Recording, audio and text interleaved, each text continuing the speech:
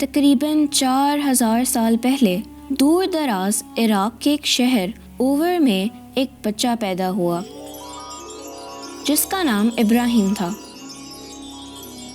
جب ابراہیم علیہ السلام بڑے ہوئے تو وہ ایک عظیم پیغمبر بنے۔ جب حضرت ابراہیم علیہ السلام ایک چھوٹے لڑکے تھے تو وہ بہت زیادہ غور و فکر کیا کرتے تھے۔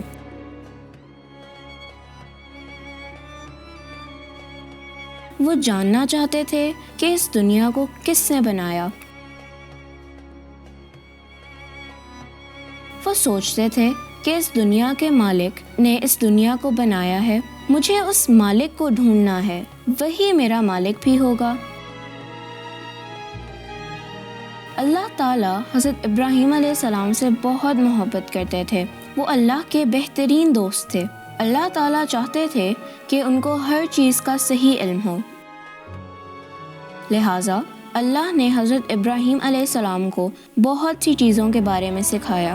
وہ ایک اندھیری رات تھی، آسمان پر اندھیرا تھا۔ اس اندھیرے میں اللہ تعالیٰ نے ابراہیم علیہ السلام کو آسمان پہ ایک ستارہ دکھایا جو کہ بہت روشنی کے ساتھ چمک رہا تھا۔ جب حضرت ابراہیم علیہ السلام نے ستارے کو دیکھا تو وہ خوشی سے چلا پڑے، یہ ستارہ تو بہت خوبصورت ہے، یہی میرا خدا ہے۔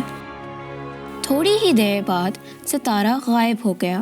حضرت ابراہیم علیہ السلام نے سوچا یہ ستارہ میرا خدا نہیں ہو سکتا، میرا خدا اس طرح کہیں غائب نہیں ہو سکتا۔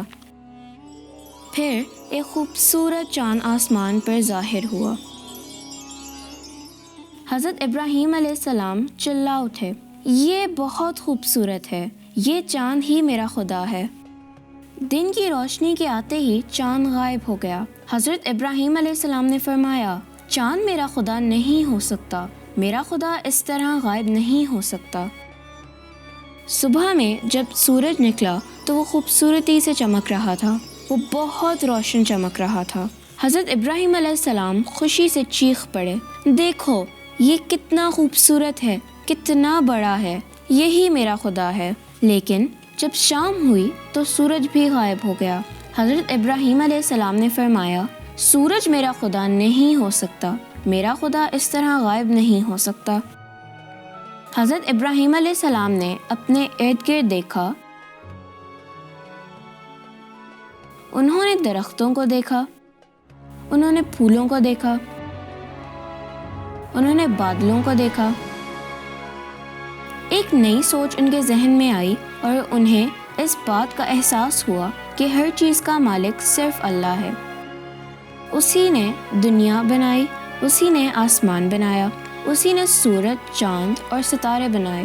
لہٰذا حضرت ابراہیم علیہ السلام نے فرمایا میں خود کو اس کی طرف موڑتا ہوں جس نے زمین اور آسمان بنائے، اور میں ہمیشہ پرہیزگار زندگی گزاروں گا۔